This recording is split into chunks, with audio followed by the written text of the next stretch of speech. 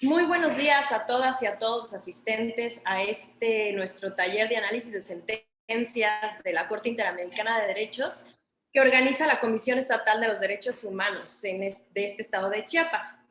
En esta ocasión, bueno, como sabemos, este taller busca, a través del estudio y análisis de fondo de las sentencias que emite la Corte Interamericana de Derechos Humanos, generar conocimiento relevante, útil y significativo para quienes se desempeñan profesionalmente en espacios que tienen la tarea de proteger, observar, garantizar y o respetar los derechos humanos. O para aquellos estudiosos que están interesados en ampliar sus conocimientos sobre los derechos humanos. En esta ocasión hablaremos sobre el caso Olmedo Bustos y otros contra Chile, que se denomina la última tentación de Cristo, o mejor conocido como la última tentación de Cristo, y que se refiere a la censura judicial impuesta a la exhibición de la película La última tentación de Cristo por el Consejo de Calificación Cinematográfica. Para ello nos acompaña el doctor Alejandro Francisco Herrán Aguirre, que es académico e investigador del Instituto de Investigaciones Jurídicas de la Universidad Autónoma de Chiapas. Bienvenido, doctor. Y para darle la bienvenida, pues nos acompaña la maestra Claudia Ruiz Coutinho, visitadora general especializada en atención de asuntos de la mujer, que viene representando a don Juan José Cepeda Bermúdez, presidente de la Comisión Estatal de Derechos Humanos. Adelante, maestra, por favor.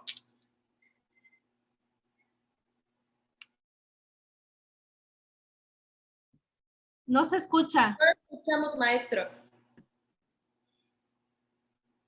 Ya estaba silenciado. Bueno, ¿ahí? ¿Me escuchan? Buenos días a todas y a todos. Reciban un cordial saludo a nombre del licenciado Juan José Cepeda Bermúdez, presidente de la Comisión Estatal de los Derechos Humanos. Saludo con mucho gusto al doctor Alejandro Francisco Herrán Aguirre y a todo el equipo del Instituto de Investigaciones Jurídicas de la UNACH, al que pertenece. Muchas gracias, doctor, por estar el día de hoy con nosotros. Bienvenidas todas y todos. En la actualidad es ineludible que el juzgador acuda a los principios de derechos humanos para fundamentar sus decisiones ante los casos que resuelve. En ese sentido, las sentencias de la Corte Interamericana de Derechos Humanos son una brújula y un mandato para las y los impartidores de justicia. Con el propósito de estar mejor preparados para la defensa integral de los derechos humanos de todas las personas acá en Chiapas y a manera de prevención de episodios similares, el día de hoy el doctor Herrán, que es un investigador y comprometido con el estudio y promoción de los derechos, revisará el caso de censura previa a la producción titulada La última tentación de Cristo, ocurrida en Chile en el año de 1988, que llevó a que el Consejo de Calificación Cinematográfico chileno denegara la solicitud de autorización para comunicar y divulgar públicamente la obra en ese país. Conocer este tema, sin duda, contribuye a estar mejor preparados para la defensa integral de los derechos humanos y para la prevención de estas circunstancias. Se trata de un caso jurisprudencial vital sobre la ponderación de los derechos inherentes a la personalidad, así como pugnas de poder en torno al derecho y al arte y en cuanto a la protección internacional de los derechos humanos, en especial el derecho a la libertad de pensamiento y de expresión. Específicamente, observa la tensión generada entre el derecho al honor, la intimidad y la propia imagen de la figura central Jesucristo en esta obra, y las libertades públicas de expresión y de información, así como la interacción que estos derechos tienen al momento en que el ejercicio de tales libertades no debe afectar el honor en base a la divulgación de hechos que pudieran causar un daño probado en el orden patrimonial o moral. En este sentido, la Corte Interamericana ponderó que qué derecho es más importante y emitió la sentencia que el doctor examinará el día de hoy. Muchas gracias a todas y a todos. Sean nuevamente bienvenidos. Dejo la palabra a la maestra Mariana. Gracias, maestra Claudia. Pues para continuar voy a permitirme darle lectura a la semblanza del doctor Alejandro para que conozcamos un poco de su trayectoria profesional. Él es licenciado en Derecho por la Facultad de Derecho de la Universidad Nacional Autónoma de México, maestro en Administración por la Universidad del Valle de México y doctor en Derecho por el Instituto de Investigaciones Jurídicas de la Universidad Autónoma de Chiapas. Es profesor investigador del Instituto de Investigaciones Jurídicas de la UNACH, en el cual se ha desempeñado como coordinador del programa de maestría en Derecho. Ha sido secretario académico y coordinador de investigación y posgrado. También es notario público titular de la Notaría 180 del Estado de Chiapas, con sede en Tuxtla Gutiérrez, Chiapas. Tiene diversas publicaciones académicas, contando artículos para publicaciones arbitradas nacionales e internacionales, libros, entre los que destacan Libertad de Expresión e Internet y Tomando la Identidad Trans en Serio sobre derechos, debates en redes y libertad, así como capítulos de libros sobre diversos temas como libertad de expresión, regulación de redes sociales, derecho de acceso a la información, blockchain y la intersección entre el derecho y tecnología. Forma parte del Sistema Nacional de Investigadores del CONACYT. Cuenta con el reconocimiento como perfil deseable de programa para el desarrollo profesional docente PRODEP de la Secretaría de Educación Pública. También es integrante del Sistema Estatal de Investigadores del Estado de Chiapas. Ha sido ganador de la beca Fulbright García Robles del Departamento de Estado de los Estados Unidos y se desempeñó como profesor visitante distinguido en la cátedra Fulbright García Robles de Estudios sobre México en el Departamento de Política de Juniata College durante el semestre de primavera del año 2021. Forma parte de diversos colegios, asociaciones profesionales y comités de investigación y evaluación, destacando su admisión como miembro honorario a la National Political Science Honor Society. PI Sigma, destacando su admisión, Alfa, su trabajo como evaluador de los programas PRODEP de la SEP en las convocatorias de reconocimiento y apoyo del perfil deseable y también en las convocatorias del Instituto de Ciencia y Tecnología del Estado de Chiapas. Sus líneas de investigación son libertad de expresión, derecho y tecnología, derecho digital, blockchain y la relación del derecho con el Internet como los sistemas de registro descentralizados. Pues bienvenido, maestro, muchas gracias por estar con nosotros y pues adelante, es todo suyo. Muchas gracias, ¿qué tal? Buenos días a todas, a todos. Tengo aquí mi hoja de trampa que siempre utilizo, entonces si me ven volteando para acá es porque estoy checando notitas y cosas y no porque no los quiera ver. Hay que iniciar agradeciendo como debe de ser. Entonces, primero que nada, doy un saludo y agradezco a los integrantes de la Comisión Estatal de Derechos Humanos, especialmente a la visitadora, Claudia Cruz Coutinho, que nos acompaña hoy, es visitadora especializada en la pensión de asuntos de la mujer. Muchas gracias. Envío usted un saludo, por favor, de mi parte al presidente Juan José Cepeda, buen amigo del Instituto de Investigaciones Jurídicas, creo yo, y me atrevería a decir nuestro, digo, de todos los que estamos por acá en Jurídicas. Es un gusto seguir colaborando con la comisión. Afortunadamente no es mi primera vuelta por acá. Me gusta, ya saludábamos hace rato a los integrantes.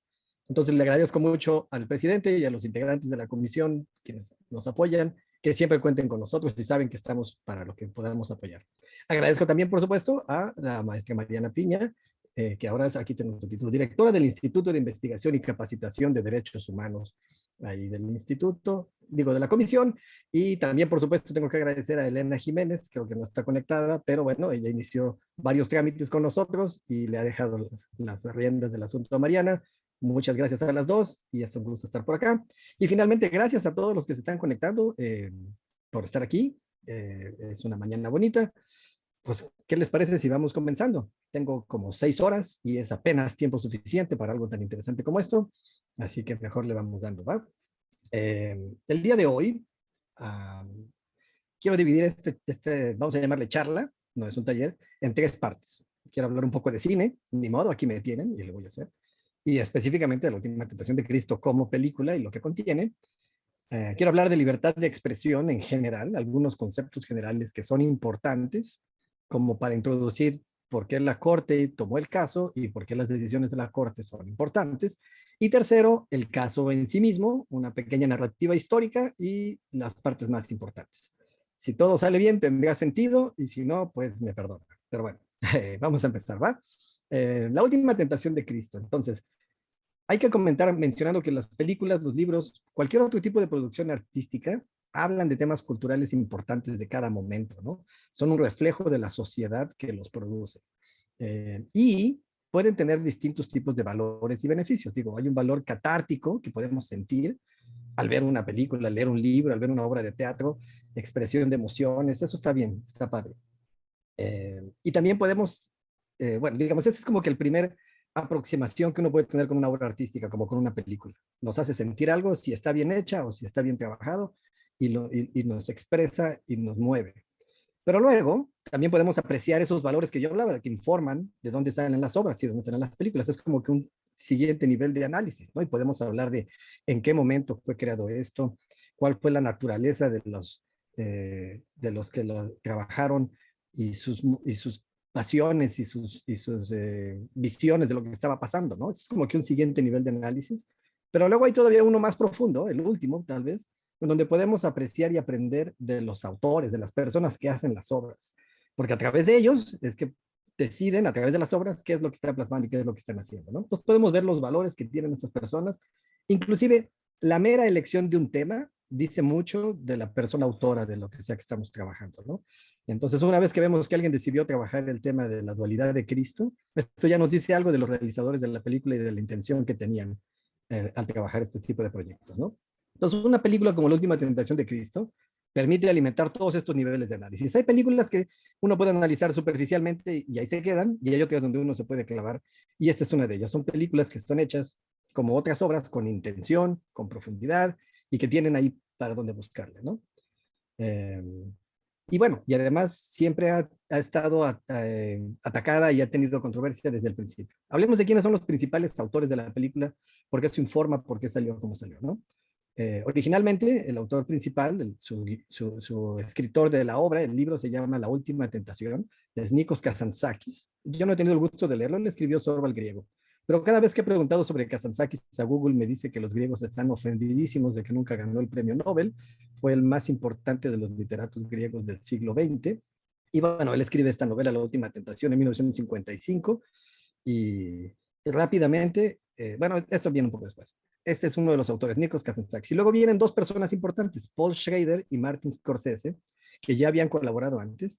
Paul Schrader o fue, aún vive, guionista en Estados Unidos y también director de cine por su propio derecho. Él escribió Taxi Driver, por ejemplo, también con Scorsese, pero dirigió su propia película, o un par. La más famosa de ellas se llama Hardcore. En español es algo así como Mi hija no, y es el estudio de qué pasa en un ultraconservador americano cuando su hija se involucra en el mundo de las drogas y la pornografía. Muy interesante, muy psicológico, ¿no? Hay una escena muy fuerte en donde la va a buscar en las calles de Nueva York, pues, para tratar de salvarla, ¿no? Ok, entonces esta es la mentalidad de nuestro guionista, Paul Schrader, y nuestro director, o el director famoso, Martin Scorsese, alguien que tuvo éxito desde el inicio de su carrera y que siempre ha hecho películas con una intención dualista, ahorita voy a hablar de eso, y ha tenido grandes éxitos de crítica y de taquilla, ¿no? Cosas famosísimas como Taxi Driver, Pandillas de Nueva York, La Edad de la Inocencia, Goodfellas, ¿no? Buenos Muchachos. Hace poco murió Ray Liotta, el protagonista de Goodfellas, entonces se ha estado hablando mucho de él, ¿no? ¿Qué tienen en común estas tres personas que canalizan la historia de la Última Tentación de Cristo? Todos tienen una poderosa formación cristiana. Nikos Kazantzakis como ortodoxo griego, Paul Schrader como protestante americano y Martin Scorsese como católico italoamericano. Y todos ellos crecieron, no quiero decir oprimidos, pero sí influenciados en buena medida por los valores fundamentalistas del cristianismo. Schrader cuenta historias de cómo para asustarlo del tema del infierno, su madre lo pinchaba con agujas y le decía, ahora imagínate 1000 veces eso y por toda la eternidad. Entonces, ese es el tipo de contexto en el que estas personas crecen. Bueno, bueno, ahorita hablo de un contexto similar de Martin Scorsese. La película o la historia, desde su inicio, fue atacada, ¿no? El libro de Kazantzakis fue rápidamente puesto en el índice de libros prohibidos por la Iglesia Católica. La película trabajó con amenazas de bombas, amenazas de muertes. El primer estudio productor y financiero, Colombia creo que era, terminó la producción y la abandonó. Tuvieron que encontrar a alguien más que la refinanciara. Sacaron menos dinero y la trabajaron. Entonces fue un tema difícil. Y al estreno, grupos conservadores de todo el mundo, grupos religiosos de todo el mundo, la boicotearon y la atacaron, ¿no? Se estrenó en 1988. Y esto fue precisamente lo que pasó en Chile. También en México fue prohibida, pero bueno, en este caso habla de Chile, donde en 1988 el Consejo de Clasificación Cinematográfica se llamaba, la declaró prohibida. Pero eso es para la parte del caso, ¿no? Es cierto, yo no soy un experto en la última tentación de Cristo, pero pues me gusta y entro por ella a través de un crítico y ahorita voy a hablar de eso, ¿no? Es cierto que la película es difícil, vamos a llamarle, choca con los valores tradicionales del cristianismo o del catolicismo en específico, ¿no?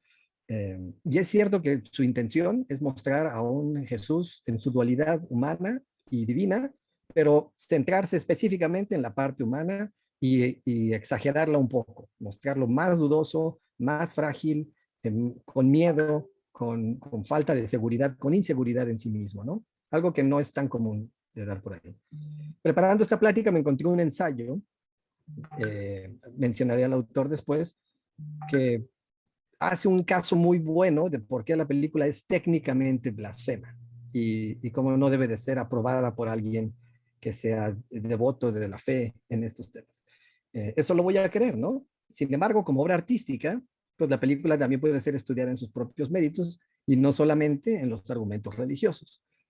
Menciono esto porque el que quiera defender la última tentación de Cristo como obra artística, pues debe de evitar caer en el argumento religioso, porque al final y al cabo ese no es el objetivo inicial o principal de la obra, ¿no? Ok, y ahora, spoiler alert, no sé quiénes no han visto la última tentación de Cristo, tiene más de 30 años, ese ya prescribió, pero bueno, vamos a darle un poquito de la historia. La película incluye escenas importantes en donde Jesús se comporta de forma diferente a lo que dicen los evangelios y presenta personajes que actúan de forma contraria a como lo hacen en los evangelios. Que Jesús se comporte de forma diferente, según lo leí, es un poco más sutil. Recuerdo de haber visto la película, por ejemplo, dando la espalda físicamente a su familia, a María y a sus hermanos, cuando llega ese momento, cuando en los evangelios me dicen, esto no sucede así, es un poco más, yo tengo hermanos en todo el mundo, no son solo ustedes mis hermanos, ¿no? Y la transformación de personajes es clara en el papel de Judas, Judas Iscariote, representado por Harvey Keitel, uno de los más comunes trabajadores de Scorsese. Y Judas es el verdadero héroe de la película, en la historia, literalmente. Es el más cercano, el más confiado y el más fiel de los amigos de Jesús. Es el único en el que él puede intimar y al final le solicita a Jesús, a Judas, que lo traicione porque eso es necesario para que su mensaje pueda caminar. Entonces se puede hablar, he escuchado hablar de la humanización de Judas también, ¿no? Expresar que era un ser humano y cuáles fueron sus motivaciones, pero algo así como convertirlo en el héroe, pues a lo mejor ya va un poco más allá de lo que debería de ser. Entonces, estos son uno de los temas que chocan y que causan la reacción que provocó que la película fuera cumplida. Pero bueno, esta no es la parte más interesante. Todavía la escena más famosa, la secuencia más famosa se da casi al final de la película, cuando ya está Jesús en la cruz y llega el diablo en forma de una niña a darle una última oportunidad, una última tentación. Y el diablo le dice básicamente, no tienes que morir, me ha mandado tu padre a decirte que no necesitas morir, puedes bajar y puedes ir a vivir la vida de un ser humano. Él nunca tuvo la intención de que murieras, solo de que tuvieras la convicción de morir. Y eso tiene precedente en el mundo de la religión cristiana, porque cuando se iba a hacer el sacrificio de Isaac, se detuvo en el último momento, ¿no? Y entonces Jesús entra en una como imaginación o alucinación o una cosa interna en donde se imagina cómo sería bajar de la cruz y los cineastas lo muestran, ¿no? O sea, muestran cómo hubiera vivido Jesús adentro de su foro interior, este mundo en donde se puede comportar como humano. Y se casa con María Magdalena, quien después muere, tiene hijos, vive hasta ser viejito, y luego se encuentra con Judas, o un espíritu de Judas que le reclama haberle traicionado la traición. Se encuentra con Pablo de Tarso, que le reclama también haber traicionado el mensaje. Y es un poco como la versión de It's a Wonderful Life, donde la gente se da cuenta al final cómo las cosas debieron ser de otra manera. Y Jesús se da cuenta de que su sacrificio es necesario. Y entonces rechaza la tentación, se regresa inmediatamente a la cruz como que fue una alucinación y nunca se bajó de verdad. Y entonces ya está listo para, con convicción, sacrificarse por toda la humanidad. Y finalmente dice, consumado está terminado, y muere. Y bueno, esta secuencia larga, pues involucra muchas cosas que a la gente no le gusta y que no quiere apreciar bien, ¿no? Jesús teniendo una relación sexual con María Magdalena es uno de los momentos más pues no quiero decir escandalosos, pero de los más señalados dentro de la película, ¿no? Bueno, el mensaje al final es devoto, y a eso es a lo que quiero llegar. Es un mensaje donde aceptó la responsabilidad y de gusto propio, y no solamente como un ser mecánico divino que no tenía otra opción. Tenía el mayor castigo que tenemos los seres humanos, que es la libre albedrío, y lo utilizó para ser sacrificado y vivir su vida. Bueno, más bien, terminar su vida, ¿no? Roger Ebert, importante crítico de cine en Estados Unidos, ganador del premio Pulitzer, que ya ha muerto, era buen amigo de Martin Scorsese y escribió sobre la película y sobre las películas de Scorsese en varias veces, y con frecuencia escribía, yo leía sus reseñas acerca de la influencia católica de Scorsese en sus películas. Aquí tengo una cita de la película Los Infiltrados, de Departed, de la reseña de Roger Ebert de la película Los Infiltrados. Y dice así: a menudo he pensado que muchos de los críticos y admiradores de Scorsese no se dan cuenta de cuántas maneras Scorsese es un director católico. Esta película que está reseñando es como del 2007. Esta película es como un examen de conciencia, cuando te quedas despierto toda la noche tratando de encontrar la manera de decirle al sacerdote: sé que hice mal, pero oh padre, ¿qué más iba a hacer? Y en toda su reseña y en toda la película, es una película de dualidades, no sé si la vieron, pero es interesante. Es de dos agentes infiltrados, uno en el mundo del crimen organizado, policía haciéndose pasar por criminal, y un criminal haciéndose pasar por policía, cada uno tratando de encontrar al otro y cada uno viviendo vidas duales. Y esto es algo que vamos a encontrar todo el tiempo en la cinematografía de Scorsese, este tema de la dualidad, lo que vivía Travis Bickle internamente en Taxi Driver y cómo quería él ser percibido por fuera como un héroe, ¿no? Y no sorprende que haya hecho 20 años antes Martin Scorsese una película sobre la dualidad de Cristo, porque este es un tema que siempre ha movido. También la dualidad de las mujeres y cómo los hombres nos entendemos con ellas, ¿no? Muy bien. La fascinación con los misterios del cristianismo está en cada cuadro de esta película, ¿no? En La Última Tentación de Cristo. Es un producto personal y a la vez armoniza y choca con las percepciones que tienen otros. El ensayo que les decía de la persona se llama Stephen Greidanus, el que diagnostica La Última Tentación de Cristo como una obra blasfema. Incluso llega a reconocer que esta película solo pudo ser hecha por alguien que sabe de cristianismo. Lo cito al ensayista, dice: solo los artistas tan inmersos desde la infancia en la rica profundidad de la tradición cristiana podrían crear algo tan profundamente antitético a esa tradición, tan profundamente herético y blasfemo. Nunca podría haber sido realizado por un cineasta ordinario o un no religioso o ateo. Entonces hay que ver que los creadores de la obra tuvieron toda la intención. La película tiene una intención específica y fue creada con un propósito. Y los realizadores controlaron cada parte de este proceso, ¿no? Esta es una parte del labor creativo y reflexivo, y es lo que vuelve a una producción, una obra artística, una cosa digna de ser estudiada, ¿no? Ojo, no todas las películas tienen propósitos tan profundos como esta, o intenciones tan elaboradas, ¿no? Algunas solo buscan divertir y llevar dinero para las personas que las han financiado, ¿no? Y no todas las que tratan de ser reflexivas tienen éxito. A veces unas tratan de ser profundas y reflexivas y resultan sosas y superficiales, ¿no? Lo importante para nuestro tema, para la plática que me trae hoy con ustedes, es que esta película tiene un valor, y tiene un valor intrínseco como producción artística. Vale por la intención creativa de las personas que la desarrollaron. Pero también tiene un valor social y político por el discurso que está ofreciendo, ¿no? Pero ya que empezamos a hablar de valores políticos, empezamos a hablar de la libertad de expresión. Y ese es el siguiente tema. Entonces, con esto quiero terminar la primera parte de lo que es hablar más o menos qué fue la última tentación de Cristo, por qué generó estos fenómenos de descontento y luego la vamos a contrastar con la libertad de expresión. Aquí hago una pausa, bueno, no una pausa, hago un corte, cambio de tema y ahora hablemos de libertad de expresión en general. Y luego volvemos cuando hablemos del caso en específico, ¿no? Ya sabemos que el caso ante la Corte Interamericana de Derechos Humanos resultó por la censura de la película, la prohibición de su exhibición. Y la cuestión de la Corte era resolver si la prohibición, si Chile como Estado había violado los artículos 12 y 13 de la Convención. Esto lo vemos ahorita más adelante. Aquí mientras hablo esto, yo he olvidado que tenía una presentación. Mariana, tenía unas fotitos de la Última Tentación de Cristo. Si las puedes poner en pantalla mínimo en lo que hablo de libertad de expresión. 2 imágenes de la película, ¿no? Por andar en el choro me pasé Willem Dafoe interpreta a Jesús en la última tentación de Cristo, que ahora anda muy famoso por todos lados, Willem Dafoe. En su momento fue el Jesús original. Pásale a la siguiente. Ahí está, ¿no? Y le dejamos un minuto en lo que yo hablo de libertad de expresión, nomás para marinar el póster y una de las imágenes icónicas de la película, ¿no? Entonces el tema era saber si Chile había violado los artículos 12 y 13 de la Convención, que hablan de la libertad de conciencia y la libertad de expresión respectivamente. Y a riesgo de echar a perder el final de esta plática, la respuesta es sí. Chile violó uno de esos artículos, probablemente el otro también, ¿no?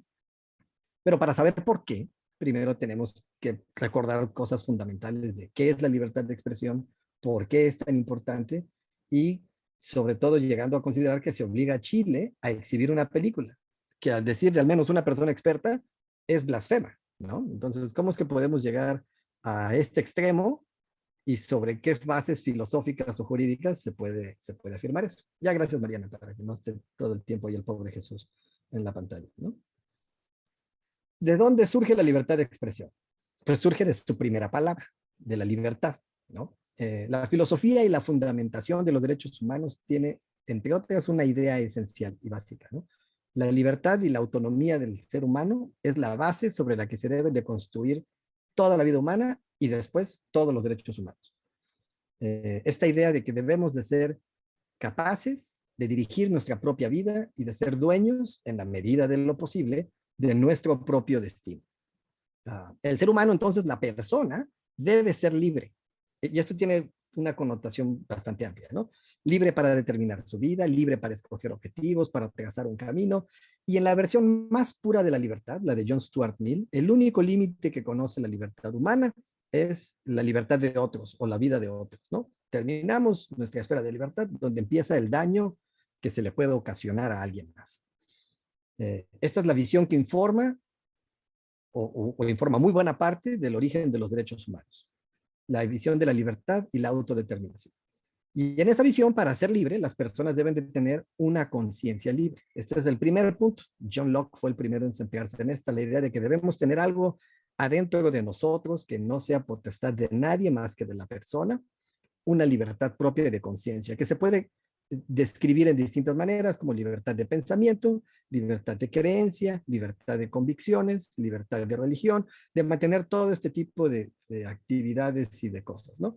Y esto incluye no solo convicciones religiosas y morales, pero también sociales, artísticas, de orientación sexual, de todo tipo, ¿no? Ok. Pero además de la libertad de conciencia y convicciones, las personas necesitamos la libertad para expresarlas. De nada serviría decir que alguien tiene libertad de conciencia si no puede hacer las acciones externas que reflejan lo que su conciencia tiene. Entonces, la libertad de religión necesita una libertad de culto para realizar las actividades propias del culto religioso al que uno tiene. La libertad de convicción artística requiere la facultad de expresar condiciones artísticas. La libertad de ideas requiere la facultad de comunicar esas ideas a otros y de poder decirlas, ¿no? Entonces, la libertad de expresión es la dimensión externa de la libertad de conciencia. Y la primera ayuda y es necesaria para que la segunda de verdad exista. Entonces, cuando alguien dice que se tiene que proteger a la libertad de conciencia, esto se hace, entre otras medidas, pero esencialmente a través de la libertad de expresión, ¿no? Necesitamos de las dos para poder trazar nuestro plan de vida, nuestros temas de autodeterminación, conciencia y expresión, ¿no? Hay también otras libertades y derechos que son importantes para la autodeterminación, ¿no? Por ejemplo, la libertad de empleo, el derecho a la propiedad. Esos son importantes, pero no son el tema de hoy. Estamos hablando de libertad de expresión, pero podemos ver que también vienen relacionados de una idea básica de libertad, ¿no? Desde esta perspectiva de la que estoy hablando, impedir el libre ejercicio de la libertad de expresión lastima la autodeterminación de las personas. Es un daño esencial a la dignidad, no había yo usado esa palabra, pero es la correcta, de las personas. Causa un daño grave y a veces puede ser irreparable. Entonces es por eso que la libertad de expresión es tan importante, desde una dimensión individual. Pero hay otra dimensión todavía, la libertad de expresión, además, una social o política, ¿no? Y esto representa la expectativa que tenemos de tener acceso a las ideas y a las opiniones y expresiones de otros. Esto es lo que llamamos el derecho a la información. Cuando acallamos a la persona, bueno, algunas expresiones son molestas o ofensivas, ¿no? Esto ya lo ha estudiado la filosofía de la libertad de expresión, pero en general no queremos acallar ni siquiera esos tipos de expresiones, porque lo que producen es pluralidad. Y de la confrontación de ideas, en teoría, lo que debe de surgir son mejores ideas, descartar las que no funcionan y enriquecer la pluralidad social, ¿no? Cuando acallamos a quien hace expresión, cuando acallamos a una persona por libertad de expresión, no dañamos solo a esa persona, dañamos a la sociedad en su conjunto, que se está perdiendo la oportunidad no de apreciar, pero sí de evaluar las ideas, opiniones y convicciones de la persona que hemos acallado, ¿no? Este universo de ideas que se comparte es lo que se llama el debate público o la opinión pública. Y ha sido ya protegido y determinado doctrinalmente y jurisprudencialmente como un beneficio social. No solo es un beneficio social, se ha determinado que es un elemento necesario de la sociedad democrática. Para que exista una verdadera sociedad democrática en donde los ciudadanos puedan participar y ejercer y vivir sus derechos, se necesita un robusto y sano debate público en donde haya expresión y exposición a las ideas de otros. Entonces, esta es una dimensión completamente colectiva de la libertad de expresión, ¿no? Y la idea es permitir que todo el mundo hable y que todo el mundo diga. Pero bueno, aquí entra otro punto importante, ¿no? No conoce límites este tema de la libertad de expresión. Sí, sí los conoce. No hay derecho que no conozca límites o restricciones. No lo hay. Todos los derechos lo tienen. A lo mejor yo un día argumentaría que la libertad de conciencia es la única que pudiera no conocer límites y restricciones. Pero bueno, la libertad de expresión como tal sí conoce límites y restricciones, por supuesto. La doctrina las ha estudiado y la jurisprudencia nacional e internacional en derechos humanos las ha ido puntualizando y matizando, y tenemos actualmente un régimen de limitaciones súper complicado, en donde tenemos regiones del planeta en donde se busca la máxima expresión de la libertad en todo sentido, con la mínima restricción, como en Estados Unidos. Otro régimen en donde hay matices mayores respecto de qué debe limitarse o no, como en Europa, en donde el discurso de odio, por ejemplo, y otros tipos de expresiones sí están limitadas por ley, y otros lugares en donde simplemente se acalla por completo la libertad de expresión, pensemos en Corea del Norte, y otros lugares en donde está bajo franco ataque, como en China o Turquía, y probablemente tal vez en Rusia, ¿no? Bueno, no probablemente, muy seguramente también en Rusia, ¿no? Pero bueno, el tema es que los límites existen, ¿no? ¿De dónde salen? Vamos a hablar un poquito de eso después, cuando analicemos el artículo 13 de la Convención Americana, pero en general, los límites surgen ante los derechos de los demás y cuando el Estado tiene una razón fundamentada en la seguridad pública, en la salud pública o en el orden público para, mediante instrumento legal y solamente mediante ley, poder imponer restricciones a la libertad de expresión. Solamente cuando sea necesario, ¿no? Esa es la idea. Dentro de este contexto, el periodismo es muy importante. El periodismo en general ha sido una de las puntas de batalla, de las puntas de lanza que siempre ha estado chocando con las restricciones a las libertades de expresión. Y son los periodistas quienes han logrado, a través ya de 50, 60 años de jurisprudencia internacional, ir destruyendo o abatiendo algunos de los doctrinas acerca de limitar la expresión. ¿Para qué? Pues en aras de la información pública, ¿no? Volvemos, el derecho a la información, para que la gente pueda tener acceso a información que es importante para ellos, ¿no? Lo que sí debemos de tener claro, y lo dice la Convención y el Pacto Internacional de Derechos Civiles y Políticos, y hasta la Declaración Universal de los Derechos Humanos, y nuestra Constitución, y todos los que saben de este tema, la libertad de expresión nunca debe conocer censuras previas. Es un régimen de responsabilidades posteriores. ¿Esto qué significa? Significa que la expresión de alguien puede no estar protegida, pero eso no significa que no la deba hacer. Significa que cuando la haga, le va a caer la responsabilidad por haberlo hecho. Y el tema es, no acallamos, dejamos hablar y que las responsabilidades caigan a quien le deban de caer, ¿no? Siempre deben de ser posteriores. Aquí hay un punto complicado en el mundo del derecho internacional, al que no nos podemos clavar a pesar de que está padre, porque el Pacto Internacional de Derechos Civiles y Políticos tiene mandamientos de prohibición de la expresión. Expresamente dice, se prohibirá la apología del racismo, la apología de la violencia, la discriminación. En Europa se lo tomaron en serio y por eso es que hay legislación, por ejemplo, en contra del negacionismo del Holocausto. específicamente, ¿no? Hablando de discurso de odio. Entonces es un mandamiento a un gobierno, a un Estado, para que haga actos de prohibición, pero choca con el mandamiento de no censura previa, y hay bastante jurisprudencia interesante en este conflicto, pero no es nuestro conflicto en el tema de hoy, ¿no? Lo dejo para allá como una cosa interesante para mantenerlo en la conciencia y en la cuenta. Muy bien. En resumen de esta parte, o lo que vamos hasta ahorita, es que máxima expresión, algunas limitaciones pueden existir, las menos posibles, nunca censura previa y siempre solo la existencia de responsabilidades posteriores. Y este es, temas muy generales, pero correctos, el marco internacional de la libertad de expresión en el momento, ¿no? Creo que al final tendremos que hacer preguntas y respuestas. Entonces también por eso voy un poquito rápido para no comerme todo el tiempo, ¿no? Muy bien. Antes de acabar esta parte, conviene ver un poco la normatividad aplicable a este caso, ¿no? Sobre la Convención Interamericana de Derechos Humanos, porque vamos a estar hablando de la convención y de lo que dice, entonces vale la pena detenernos un poquito en ello, ¿no? Específicamente, nos van a interesar los artículos 12 y 13 de la convención. Voy a pedir que primero pongamos el artículo 13 en la pantalla para que lo podamos leer. Muy bien. Artículo 13 de la Convención Americana de Derechos Humanos. 1. Toda persona tiene derecho a la libertad de pensamiento y de expresión. Este derecho comprende la libertad de buscar, recibir y difundir informaciones e ideas de toda índole. He subrayado la palabra buscar, además de recibir, ¿no? Sin consideración de fronteras, ya sea oralmente.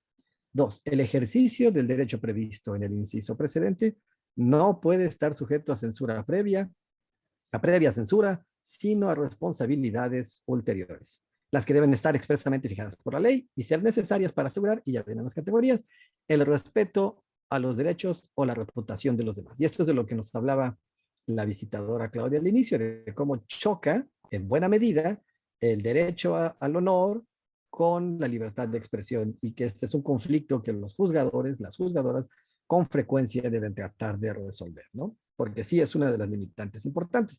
Hablamos de la expresión de información falsa, como pudiera declarar, legislarse como difamación o injurias, por ejemplo, ¿no?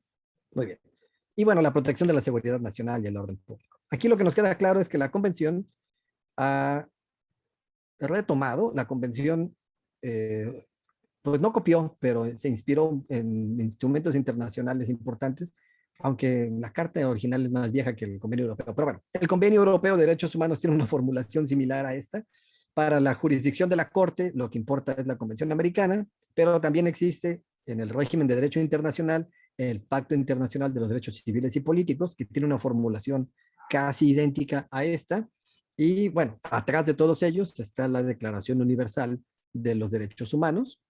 Y si rastreamos la libertad de expresión a sus orígenes, pues vamos a acabar en los Estados Unidos, en los nacientes Estados Unidos, todavía no se llamaban Estados Unidos, con las primeras constituciones, la de Pensilvania y la de Virginia sobre todo, que fueron las primeras en establecer protecciones dentro de sus cartas locales a los periodistas y a los investigadores, ¿no?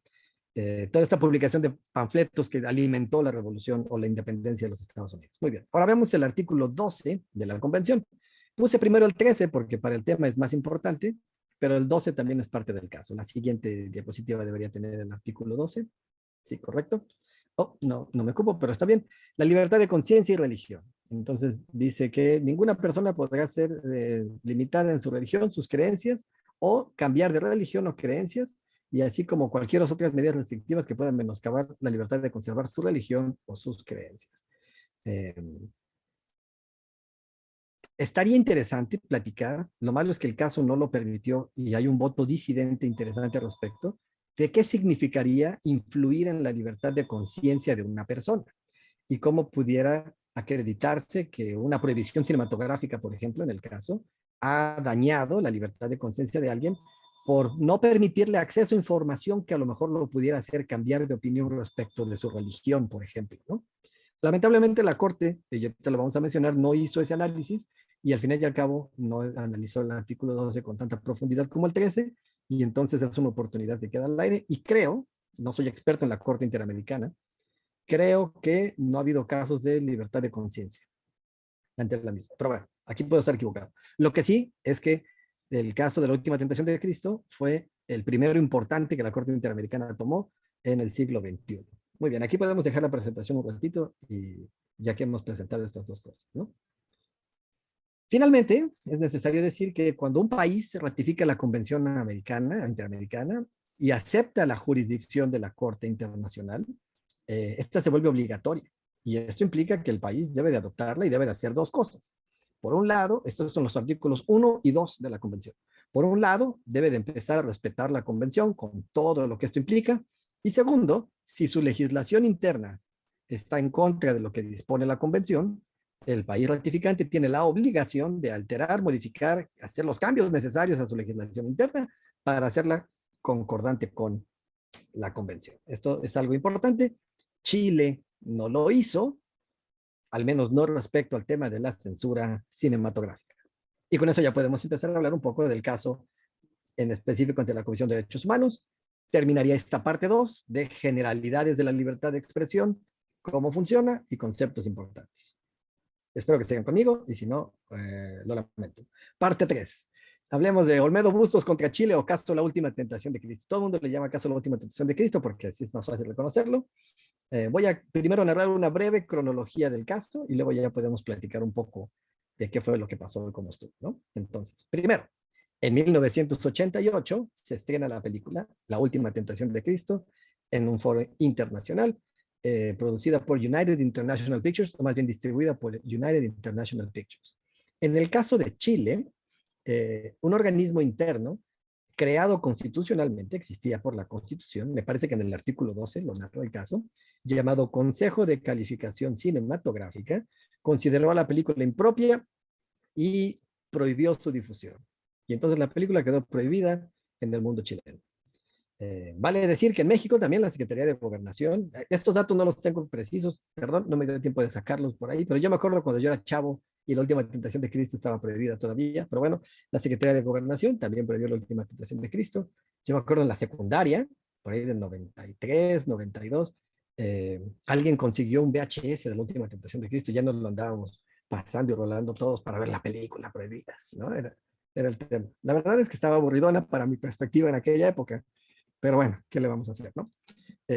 No fue solo Chile y México los países que la prohibieron, muchos países prohibieron La Última Tentación de Cristo. Vale decir que sigue un país prohibiéndola a este momento. Este país es Filipinas. Es el único que no ha levantado la prohibición de exhibición a La Última Tentación de Cristo. Bueno, entonces quedó prohibida desde el 88. Y así pasó por muchos años hasta 1996.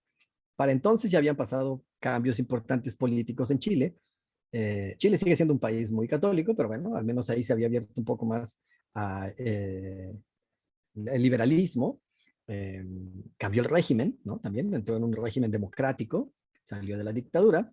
Y bueno, otra cosa importante que pasó es que por ahí del 89 o 90, Chile adoptó y ratificó la Convención Interamericana de Derechos Humanos y aceptó la jurisdicción de la Corte. Y empezó el lento pero seguro proceso de su modificación constitucional y legal para volverse una de las democracias abajo de la jurisdicción internacional de la Corte Internacional. Entonces, no tengo el dato, pero por alguna razón alguien lo promovió. El Consejo de Clasificación Cinematográfica revisó la clasificación que tenía La Última Tentación de Cristo y encontró que no era necesario prohibirla y entonces la permitió para difusión con la clasificación solo para adultos, para mayores de 18 años. Para mayores de 18 años se llama la clasificación. Y esto causó una onda de reacción inmediatamente en un grupo de conservadores chilenos, un grupo de abogados católicos, diversos nombres y algunos de ellos importantes, acudieron ante la autoridad. Esto es importante mencionarlo. El acto que reclasificó la película para poder exhibirla es un acto administrativo. Entonces, los abogados católicos buscan la atención judicial y piden una cosa que se llama recurso de protección. Asumo, sin saber derecho comparado aquí, que es algo similar al amparo como lo tenemos en México, y solicitan a una corte de apelaciones que anule la reclasificación de la película. Entonces, en noviembre del 96 o 90 y cacho, se empieza a analizar si se reclasifica o no la película desde el punto de vista judicial, no desde el punto de vista administrativo. Esto es importante ir mostrando esta disyuntiva, ¿no? Obviamente, el Consejo Consultivo, digo, de Clasificación Cinematográfica como ente administrativo estaba, digamos, bajo la responsabilidad del Ejecutivo. Y quienes trabajaban ahí seguramente los había puesto el Ejecutivo o el Legislativo y tenían una forma de pensar que decía que se exhiba la película. Pero el Poder Judicial entra y entonces viene con otra forma de pensar. ¿Qué hace el Poder Judicial? Primero la Corte de Apelaciones. Bueno, ¿y qué promovieron? ¿Cuál era el empuje que le estaban dando los abogados católicos? Bueno, pues decían que la película era blasfema, que esto iba en contra del derecho de las personas católicas a no ser expuestas a temas blasfemos y chocantes, pero más allá que dañaba el honor de todos los chilenos en general, de los católicos en particular, pero más específicamente dañaba el honor de Jesucristo. Entonces estaban promoviendo su recurso para proteger el honor de Jesucristo. Me encanta esa idea, que alguien tenga que salir a proteger el honor de Jesucristo judicialmente. Y les dan la razón. Y dijeron, sí, es cierto, esta es una película chocante, es una película blasfema y lastima el honor de Jesucristo. Ahí hay unos testimonios de cómo las representaciones que yo ya comenté, técnicamente blasfemas, van en contra de la enseñanza y de los valores esenciales que la población católica tiene y ordenan al Consejo de Clasificación que reclasifique la película y que la deje con la clasificación anterior prohibida. Ante esta actividad, otro grupo de abogados chilenos, estos liberales, algunos de ellos estudiantes de derecho, trato de decir gente joven, se unen y presentan recurso de apelación ante la Suprema Corte de Justicia chilena, argumentando que esto lastima su libertad de expresión, viola el artículo 13 de la Convención Americana, constituye una censura previa y finalmente viola su derecho a la libertad de conciencia porque no les permite exponerse a ideas que pudieran hacerles cambiar sus convicciones religiosas, ¿no? Todo esto pasa en el 97. Es un año complicado para el tema judicial en Chile. Mientras esto está sucediendo, el presidente de la República en Chile se da cuenta de este tema y sabe seguramente que la Corte Suprema no va a resolver a favor de la película, va a fallar en contra. Y entiende que él como ejecutivo no tiene cómo controlar o chocar contra el poder judicial de su propio país y que si lo hiciera probablemente tendría un conflicto político interno. Entonces hace lo único que al menos alega que tenía bajo su control, que es iniciar un paquete de reformas constitucionales para cambiar la Constitución y quitar la censura cinematográfica. Entonces, desde el mismo 97, el presidente sale al Congreso y anuncia que presentará un paquete para la reforma de la Constitución para desaparecer al Consejo de Clasificación Cinematográfica y crear un organismo nuevo que no pueda censurar películas, ¿no? Pero mientras tanto, la Corte Suprema de Justicia falla a favor de los presentadores de la apelación original, o bueno, recurso de protección, en contra de los solicitantes de la apelación, a favor de los católicos, pues, y confirma la sentencia de apelación y la película sigue quedando prohibida. Y hasta entonces, en el 98, donde ya extinguiéndose los recursos internos para ejercer el derecho a la libertad de expresión, los peticionarios se juntan, un grupo de abogados, entre ellos el primero, Juan Pablo Olmedo Bustos, que es el que le da el nombre al caso, y una asociación de abogados, acuden a la Comisión Interamericana a hacer su denuncia para que esto camine. No soy experto en la comisión ni en la corte, pero en 3 palabras puedo decir, bueno, más de 3 palabras, pero en 1 minuto puedo decir que el procedimiento ante la comisión para llegar a la corte es que se denuncia primero ante la comisión hace una investigación, trae al Estado parte, trae a los otros, hace un informe y ahí encuentra si puede haber o no puede haber posibles violaciones. Si las hay, entonces se refiere el caso a la Corte Interamericana y les manda una recomendación de cómo debería la Corte, en apreciación de la comisión, resolver el caso. Y entonces eso se llevó un ratito, hasta enero del 98, por ahí del 98, la comisión envía el caso a la Corte Interamericana para que proceda a analizar. Entonces tardó un proceso de sustanciación ahí e inicia el proceso de sustanciación ante la Corte Interamericana, que también pueden llegar a ser largos, ¿no? La comisión recomienda a la Corte condenar a Chile por la violación de los dos artículos, el artículo 12, el artículo 13, y también por la violación al artículo 1, pero más importante para el tema, la violación al artículo 2, por no haber modificado su régimen interno. Ahorita hablamos del artículo 1 y el artículo 2, ¿no? Se dan varias instancias procesales. El gobierno de Chile, el Estado de Chile, no contesta la demanda, o al menos la contesta fuera de tiempo, extemporáneamente, dicen los abogados, y la Corte se le tiene por no presentar su contestación. Entonces todos los hechos del caso se dan por probados. Y se da por probado que existió el consejo, que probablemente Chile sabía que no tenía mucho que alegar tampoco, ¿no? Durante el proceso comparecen distintos testigos, algunos nombrados por las querellantes, los quejosos, los presentadores, y otros por la comisión misma, testigos expertos en diversas materias, en derecho constitucional, en libertad de expresión, en derecho procesal constitucional chileno, en derecho procesal constitucional internacional, todos dando distintas matices y opiniones de qué es lo que está pasando en el caso, ¿no? Una de las cosas que manifiestan los testigos y que quedan dadas por probadas en el caso, y esto es súper importante para los efectos de la sentencia, es que tradicionalmente las Cortes o el Poder Judicial de Chile, al encontrarse un caso en donde chocaba la libertad de expresión con el honor de alguna persona, siempre fallaban, o casi siempre fallaban, a favor del honor de la persona. Encuentran los testigos que el Poder Judicial chileno da una importancia preponderante, probablemente incorrecta, al derecho al honor por encima de la libertad de expresión. Al final y al cabo se da una sesión de argumentos orales y ahí el Estado sí puede presentar y ahí presenta su principal argumento. De hecho, el que presenta el argumento es el embajador de Chile en Costa Rica. Y esto es notable porque es obvio, nos muestra que es el Ejecutivo argumentando su postura, ¿no? ¿Cuál es el argumento de la Corte? Dice de la Corte, del Estado. Dice Chile, aquí tenemos un problema interno, porque no estamos de acuerdo nosotros con la resolución de la Corte. Y el Poder Judicial de Chile no es el Estado. La Constitución chilena dice que Chile está compuesto de 3 poderes distintos, uno ejecutivo, uno legislativo y uno judicial, con competencias separadas y diferentes. El tratado internacional, por ejemplo, en materia de tratados internacionales, es el ejecutivo el que suscribe los tratados y es el legislativo el que los ratifica, y eso hemos hecho en Chile. Pero el Poder Judicial no participa en esos casos. Sin embargo, como Poder Ejecutivo, no podemos influir directamente en los procesos judiciales.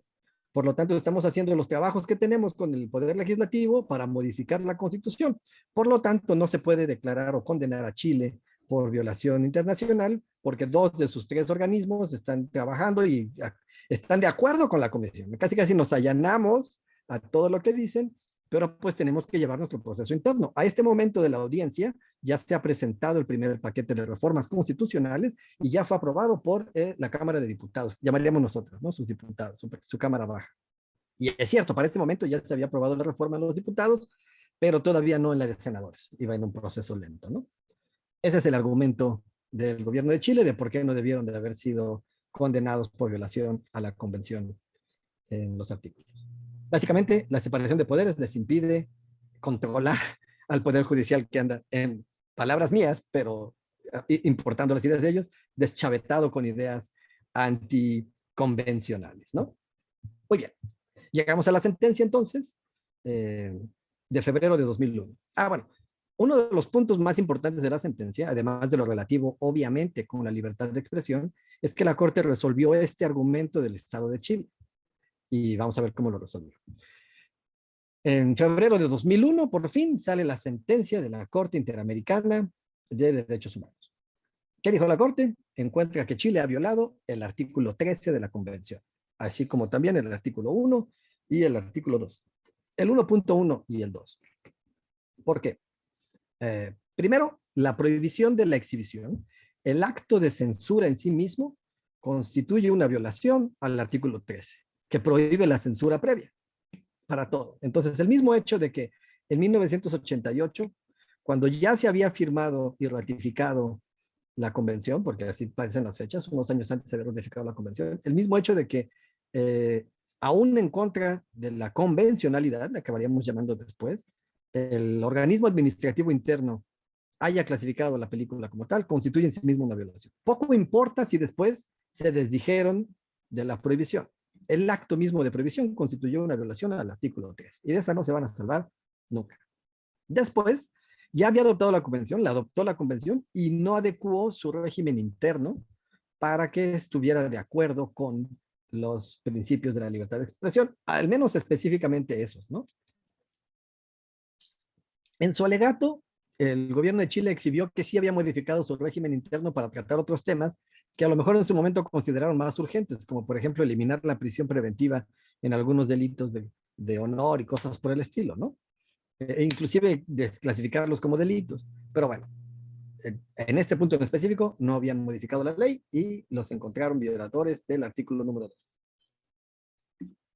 Perdón, me hacía falta un traguito de agua. Además de que en las resoluciones, en los resolutivos, la Corte Interamericana no dejó de mencionar esto. Y cito, el Poder Judicial ha privilegiado el derecho al honor en perjuicio de la libertad de expresión. Esa cita la encuentran en el párrafo 61 de la sentencia, ¿no? Ahora, sobre la libertad de conciencia, que era el otro argumento violatorio de la comisión, la Corte no encuentra violación porque no encuentra evidencias o pruebas suficientes de que se haya alterado la libertad de conciencia o el derecho de libertad de conciencia de los peticionarios. Y aquí es lo que hablábamos hace ratito, ¿no? Sería interesante tratar de encontrar cuál debería ser esas pruebas. En un voto concurrente, bueno, concurrente en parte, disidente en parte, uno de los, es más bien un voto aclaratorio. Uno de los integrantes de la Corte manifiesta que la razón por la que no se encontró violación del artículo 12 es porque los peticionarios no entregaron pruebas que indicaran cómo sus conciencias pudieran haber sido modificadas al no ser expuestos a la película, ¿no? Y que al no tener este tipo de información, la Corte no pudo encontrar el tema de violación. Entonces, no para el artículo 12, sí para el artículo 13. Y luego, ya viene otra parte interesante, sobre el argumento central de Chile. Y entonces dice, la Corte acepta que el régimen constitucional interno puede ser diverso, pero para el derecho internacional, el Estado es uno solo y cualquier parte de él puede violar la convención. Tengo un par de citas de la sentencia que me gustaría poner en la pantalla. Mariana, si me ayudas con la siguiente diapositiva, debería tener una cita de la Corte. Espero que esté bien formateada y se pueda leer. Ahí está. Entonces, bueno, no, este es el artículo 2 de la Convención, donde está la obligación que tienen los Estados parte de adecuar su régimen interno, violado en el caso. Ahí dice, los Estados partes se comprometen a adoptar las medidas legislativas necesarias para hacer efectivos tales derechos y libertades. Muy bien, esto era en el pasado, se me había olvidado exhibirla. Ahora sí, la que sigue, por favor. Aquí está. En el párrafo 61, inciso I de la sentencia, nos dice la Corte Interamericana, el Estado es responsable por los actos del Poder Judicial, aún en los casos en los que actúe más allá de su autoridad, independientemente de la postura de otros órganos. Si bien internamente los poderes ejecutivo, legislativo y judicial son distintos e independientes, todos ellos conforman una unidad indivisible y por lo mismo el Estado debe asumir la responsabilidad internacional por los actos de los órganos del poder público que transgreden los compromisos internacionales. Y aquí le dan palo a esta defensa que estaba tratando de promover el Estado chileno, de, pues fueron los cuates del Poder Judicial y no los otros, ¿no? Ya hay otra diapositiva, esa es la última, ¿no? ¿Con esa acabamos? Claro, y luego viene esta otra parte. Esta Corte entiende que la responsabilidad internacional del Estado puede generarse por actos u omisiones de cualquier poder u órgano de este, independientemente de su jerarquía, que violen la Convención Interamericana. Esto es un tema que la Corte no había atacado, no había mencionado y no había estudiado. Muchas gracias, Mariana. Yo creo que ya le paramos con eso. Y que viene a aclarar cómo se constituye una violación a la Convención internacionalmente. Pues con que algún organismo del Estado lo haga, con eso basta. Hubo otro argumento que no mencioné de fondo, pero lo voy a mencionar súper rápido. El Estado también argumentó que no se había agotado el principio de definitividad interna, es decir, que como todavía estaba el proceso legislativo caminando y había medidas administrativas para que las personas promovieran medidas legislativas a la Constitución, pues no tenían la necesidad o la autorización todavía de acudir a la Comisión Interamericana. La Comisión les dijo que eso no puede ser así porque las garantías en el sistema internacional están bien delimitadas y significan garantías judiciales, ¿no? Entonces, una vez que se terminó el proceso judicial, se acabó el régimen interno de protección y si no hubo protección, se puede acudir ya definitivamente a el régimen externo de la Comisión, ¿no? ¿Qué dice la sentencia además de esto? Bueno, encuentra que además de las violaciones, se ordena, obviamente, la exhibición de la película, que se la clasifique, se la clasifica a 18 años y se ordena la exhibición de la misma. También ordena la modificación del régimen interno en Chile para adecuarse al artículo 13 de la Convención, que se elimine la censura previa, la facultad de hacer censuras y modificaciones y clasificaciones de prohibición total a las obras, y que haya una medida de apelación contra ese tipo de procesos y cosas que sean efectivos. Y bueno, también sentenció a gastos y costas a Chile de los abogados que tuvieron los gastos que tuvieron los abogados que presentaron el caso, ¿no? ¿Cómo estuvo el cumplimiento? Pues la Constitución de Chile se terminó de modificar en el 2001, al mismo año de la sentencia, para eliminar el tema de la censura previa, pero no se había creado la nueva ley que diera forma al nuevo Consejo de Clasificación Cinematográfico, como se fuera a llamar el nuevo organismo. Esto se dio hasta el año 2003 y fue hasta 2003 que hubo un nuevo Consejo de Clasificación. Ahora se llama, no creo cómo se llama, tiene un nombre un poco más administrativo. Y este nuevo órgano reclasificó ya la película como para 18 años. Finalmente, el 11 de marzo de 2003, tuvo su estreno oficial en Chile, La Última Tentación de Cristo. Cuentan las noticias de Google que se tuvo que aplazar el estreno una noche por amenazas de bombas y cosas al teatro en donde se iba a exhibir la película, pero bueno, una semana después finalmente se pudo exhibir y una vez que se dio toda esta información a la Corte Interamericana, finalmente ya el 28 de noviembre de 2003, la Corte dio por concluido el tema, por cumplida la sentencia y mandó a archivar el asunto como concluido. Entonces, ¿qué vamos sacando de aquí? ¿Qué aprendemos? Y ahorita no hemos hablado del choque del honor con la libertad de expresión. Ahorita hablamos de eso y ya terminamos. Muy bien. Primero que nada, el sistema de censura de Chile era anticonvencional desde el principio, desde que firmaron la convención. Segundo, Chile tenía la obligación de modificar este sistema de censura inmediatamente, desde el momento en el que firmó el convenio.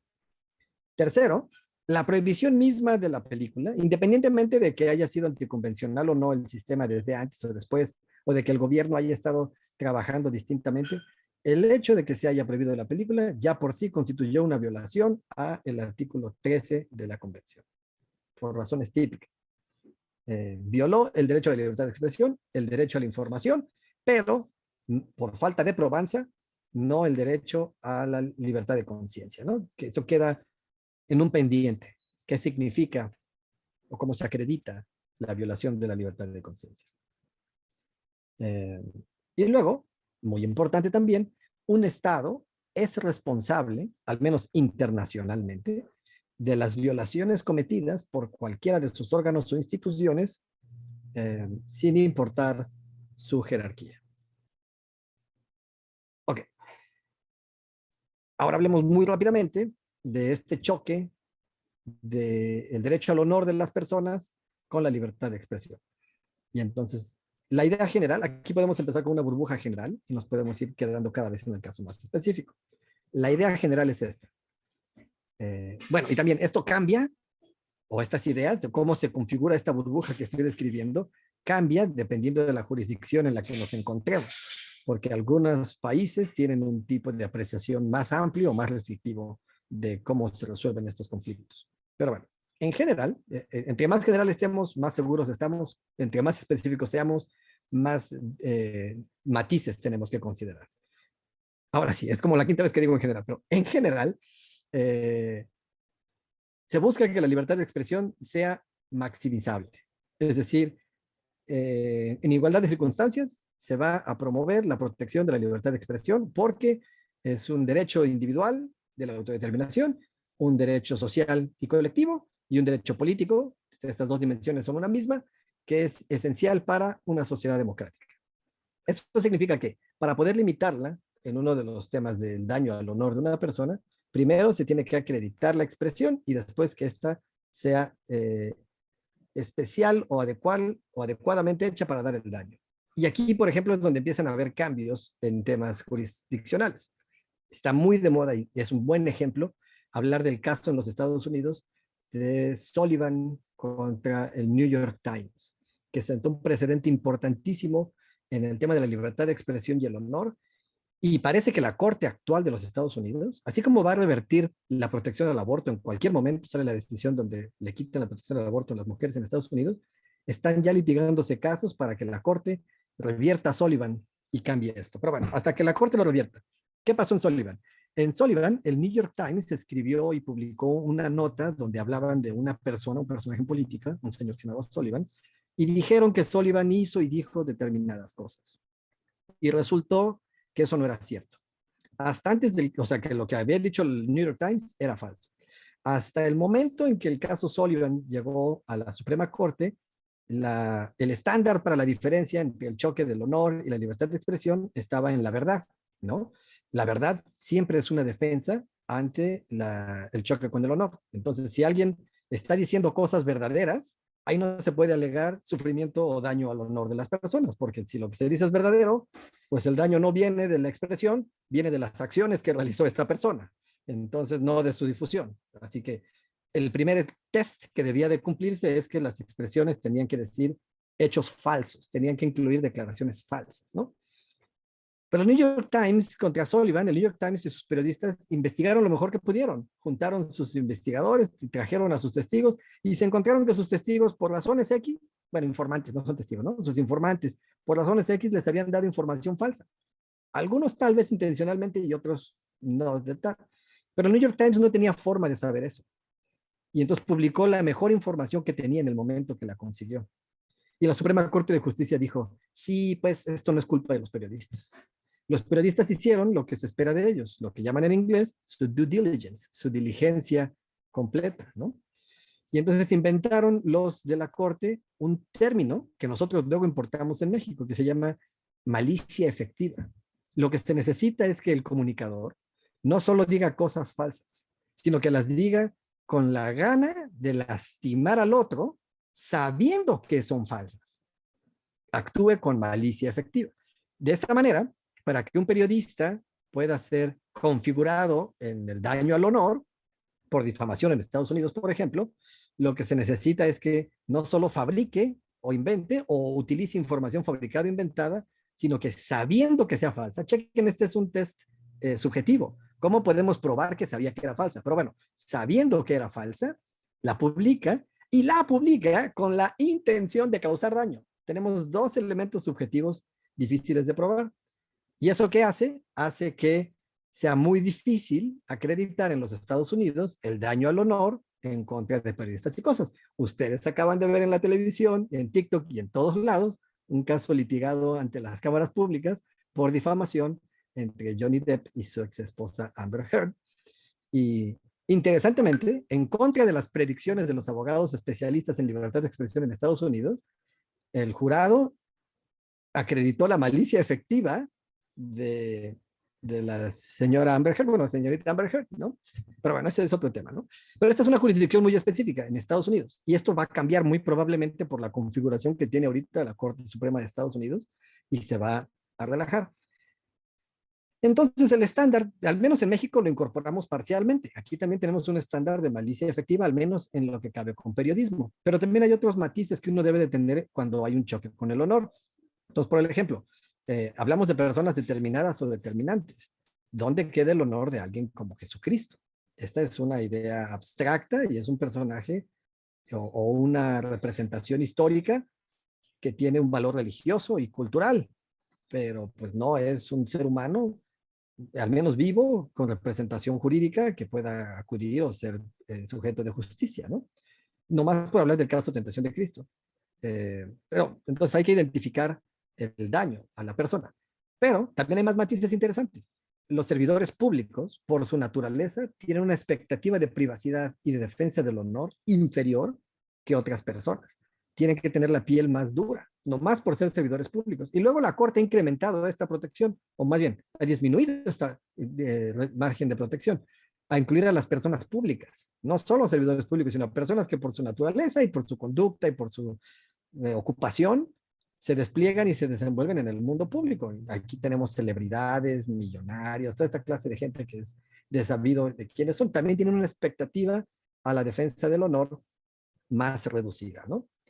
Y bueno, se ha despenalizado también, y esto también está en casi todas las legislaciones, se ha despenalizado también la defensa del honor. Esto se convierte ya en una acción civil y no en un tema penal, y la idea es mantener en la medida de lo posible los delitos contra la libertad de expresión afuera del margen subjetivo del honor. Y bueno, trato de decir que cuando una persona, un juzgador, un juez, una juez, tiene ante él o ella un caso en donde alguien alega que su honor fue dañado por la expresión de otra persona, tiene que hacer un análisis complicado de derechos. Tiene varios protocolos que tiene que tener en cuenta y tiene que analizar varias de las circunstancias del caso que tiene frente de él. Y importa mucho en dónde se encuentra este juez y en dónde se dieron las circunstancias. En el Reino Unido son famosos por tener reglas que protegen el honor más fuertemente que en Estados Unidos, lo cual puede explicar tal vez por qué Amber Heard puede ganar un juicio en Estados Unidos y perderlo en Estados Unidos. En la Unión Europea, el respeto a la dignidad es mucho más fuerte y se toma mucho más en serio que en otros países, especialmente en Estados Unidos. Por ejemplo, hablar del negacionismo del holocausto, lastimar el honor de las comunidades judías, es un problema que daña el honor. Les puedo mencionar un ejemplo de un caso importante que pasó en el Tribunal Europeo de Derechos Humanos hace algunos años.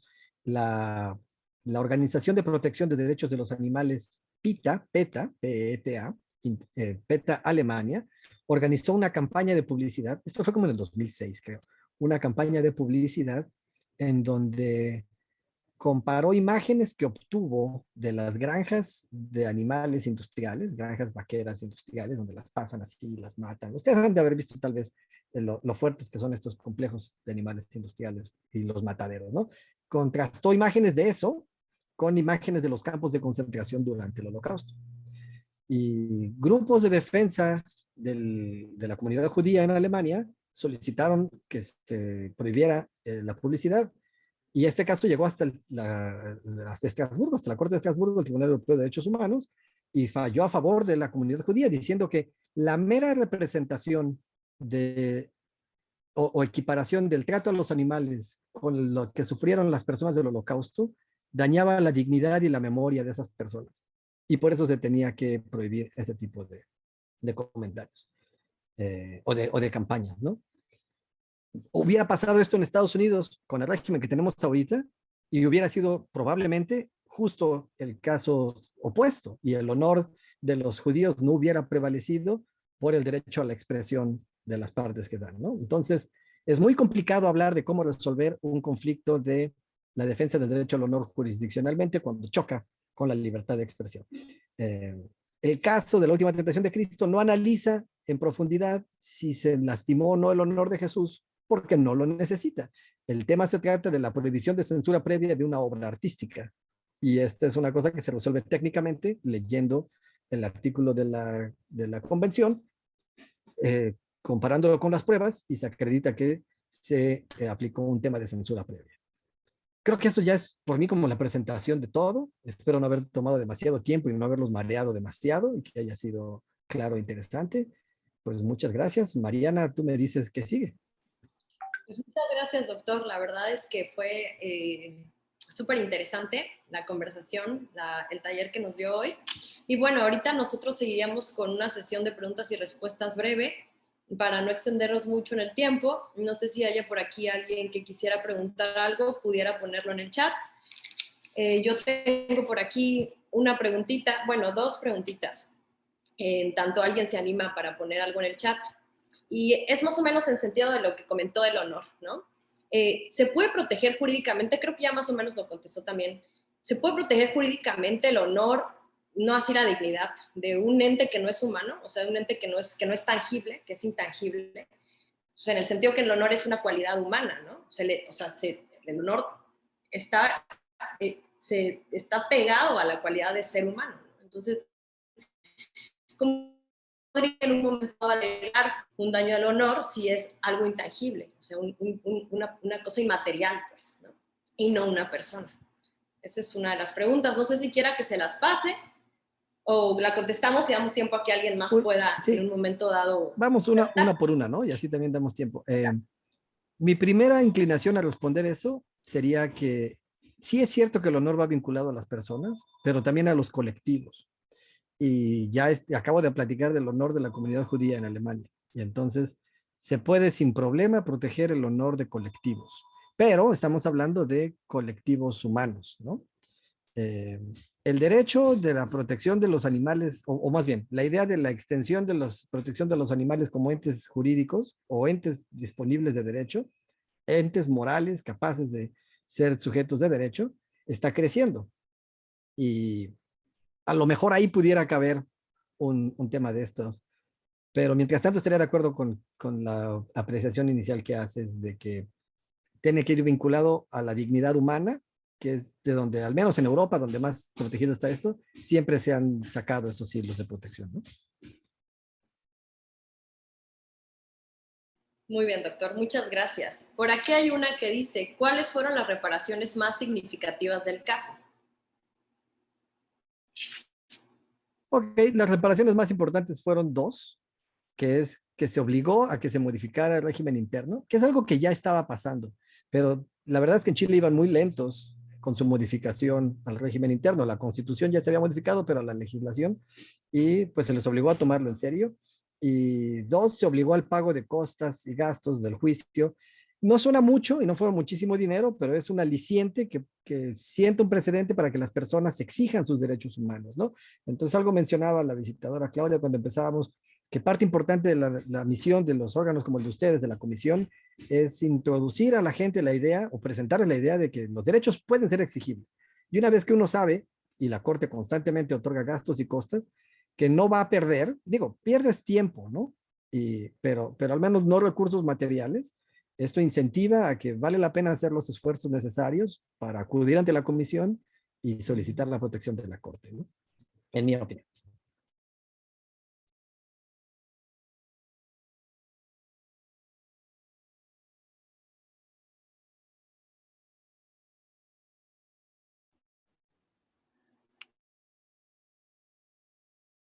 ¿Estás por ahí, Mariana? Creo que tenemos un temilla. Que se me fue. ¿Están por ahí? Ok. No, perdón. No, es que se me había desconectado. Perdón, ¿me escuchan? Sí, te escucho, creo que te escucho. ¿No me escuchan? Yo sí te escucho. No me escuchan. Yo sí te escucho. Okay. Es que se me fue el internet, estaba un poco mala conexión. Ya regresé, ya, perdón. Bueno, había otra pregunta y decía, buenas tardes, excelente ponencia, doctora Ran. ¿Cómo juega aquí el derecho a la cultura en tanto producción y recepción o audiencia? Ok, esta es una pregunta, veo ahí de Ivonne Álvarez, que siempre es astuta en estos temas. La respuesta es esta, no lo sé, pero puedo hablar un poco de lo que no sé. Entonces, no sé exactamente cómo estamos en el tema de la protección y el acceso a la cultura, porque no es algo a lo que yo trabaje y tenga en mente y así a la mano, ¿no? Pero desde la perspectiva de la libertad de expresión y su contraparte, el derecho a la información, todos tienen derecho al acceso a la cultura. O sea, yo pensaría que ahí sería el punto de partida, ¿no? No lo sé de cierto, pero con los fundamentos del derecho internacional de la libertad de expresión podemos decir que uno tiene derecho de acceso a la cultura. Ahora, hay un paso más, hay un cuate bien interesante en Estados Unidos, se llama Jack Balkin, y él ha propuesto una idea de democracia cultural o de cultura democrática y cómo tiene que introducirse en la legislación de protección de derechos de autor una idea de liberar un poco más el acceso y el disfrute de la cultura como audiencia, porque de mantenerse tan firme como está ahorita, no solo se impide el avance tecnológico, se impide el proceso cultural, ¿no? La idea de poder usar contenidos de otros libremente, o al menos sin tantas restricciones como ahora. Entonces, como respuesta, Ivonne, es no sé, pero imagino que se tiene que proteger y he visto al menos una que otra manifestación real de académicos que dicen que es importante abrir el acceso a la cultura y que la democracia misma puede depender de este tipo de aplicaciones. Muy bien, muchas gracias, doctor. Si le parece, igual y una más, por ahí veo una manita levantada de Fabián Porfirio Díaz. No sé si esté por ahí escuchándonos y si quiera preguntar algo. Adelante. Hola, ¿qué tal? Buenas tardes. Más que una pregunta, bueno, sí tengo una pregunta y un comentario también para abonar un poco a la conversación. Hubo un apartado en el que el ponente habló acerca de la malicia efectiva. Utilizó ese término de malicia efectiva y creo que hay unos asuntos en los que la Corte, como dijo el ponente, importó ese término para asuntos relacionados con libertad de expresión y periodismo, porque son los asuntos de Lidia Cacho y Carmen Aristegui, me parece. Por ahí sí tengo los números, los pongo aquí en el chat. Bueno, eso era para abonar a la conversación. Y justo respecto de eso, quisiera preguntar al ponente acerca de eso de la malicia efectiva. Me llamó la atención que él dijo que esta cuestión de acreditar la maldad era un poco subjetiva. No sé si podría ahondar en esa parte. ¿Cómo podrían acreditar esa cuestión de que efectivamente la publicación de algo se haya hecho con el propósito de dañar, como dice la doctrina? Ok, muchas gracias por el comentario. Gracias por la precisión al hablar de los casos en los que probablemente caminó. Seguramente así fue el tema de la malicia efectiva. Ok, hablando de temas de dolo y de intención. Y yo no soy penalista, pero para eso un día pueden invitar, por ejemplo, al doctor Mijael Champo, y él puede hablar de estas cosas con un poco más de autoridad que yo. Aunque civilmente el dolo se constituye diferente al penal, pero en un análisis de esta naturaleza se parecen mucho. La idea entonces es hablar de que las conductas que analiza el derecho tienen dos elementos, un elemento externo, un elemento objetivo tal vez lo podemos llamar, pero también tienen un elemento interno, que es lo que estaba pensando o pasando esta persona mientras realizaba la conducta. Le llamamos un elemento subjetivo. Entonces, por ejemplo, cuando uno habla de razones por las que una conducta es menos grave de lo que fue. Bueno, pues esta persona estaba pasando por un estado emocional que lo ponía en un estado difícil. O a lo mejor sufría de una condición médica que le impedía tener control sobre su cuerpo, ¿no? Cosas así. Pero que cuando un tipo, o un tipo penal, o una narrativa, una imposición civil nos dice que se haga con la intención de algo, entonces tenemos que buscar cómo podemos evidenciar esto. Hablando de conductas específicas, hablando de un caso, inventémoslo. Digamos que un periodista está haciendo una investigación y está maliciosamente fabricando información. Y supongamos que podemos tener acceso a su equipo de cómputo por alguna razón de las probanzas que se trabajan o a su correo electrónico con otras personas. Y supongamos que en su computadora o en el correo electrónico con el que está trabajando con otros, encontramos mensajes de otras personas, de su mismo periódico tal vez, que le dicen, oye Juan, ya chequé tal tema y no fue como tú me dijiste que fue. Aquí te adjunto copia de la resolución que sacó el tribunal en el asunto que tú estás investigando y dijo X, y tú habías publicado o quieres publicar que Y. Yo creo que esto está mal, ¿no? Y aún así, sabiendo que esa persona tuvo acceso a esa información, escribe la nota o el texto acusando a saber de qué es falso, muestra que tenía más interés, tal vez, o sea, esto es lo que se llama convicción en el juzgador, ¿no? Pero induce al juzgador o juzgadora a pensar, sí, el hecho de que aún a pesar de que sabía que era falso el hecho, lo publicó, significa que tenía la intención de causar ese daño, ¿no? Ahora, puedes llegar a casos extremos en donde haya llamadas telefónicas, entrevistas con personas en donde la gente diga, sí, yo a este me lo voy a pasar porque me hizo tal cosa o me hizo tal otra. Y si están recabadas conforme a derecho y pueden ser presentadas en un proceso, pues pueden ser indicadoras de cuál era el ánimo, cuál era el espíritu, la intención que tenía quien sea que estaba participando en eso, ¿no? Entonces, la respuesta simple a tu pregunta, ¿cómo se prueba la intención? Se prueba indiciariamente con elementos, ¿cómo se llama esto? Cuando hay elementos que rodean a una conducta, y te dan indicaciones de cuál era la naturaleza que tenía. No es de una forma indirecta, pero se puede. De la misma forma que se puede probar el dolo en el fraude, por ejemplo, ¿no? Que alguien tenía la intención de no pagar o de defraudar a otra persona. ¿Cómo se prueba esto? Se prueba dándole a la persona que está siendo juzgadora en ese momento elementos de convicción, pruebas que le hagan suponer, que le hagan tener la idea de que sí, la conducta estaba siendo dirigida en un camino como el que estamos diciendo, ¿no? Esto requiere, por supuesto, una investigación correcta, ¿no? Nutrida, obtener pruebas, obtener información y que esta no esté sesgada, que no haya sido manipulada por alguien. Pero bueno, así es como se puede probar el tema de la malicia efectiva o cualquier otro tema de intención en una actividad en el mundo del derecho. Pues doctor, muchas gracias.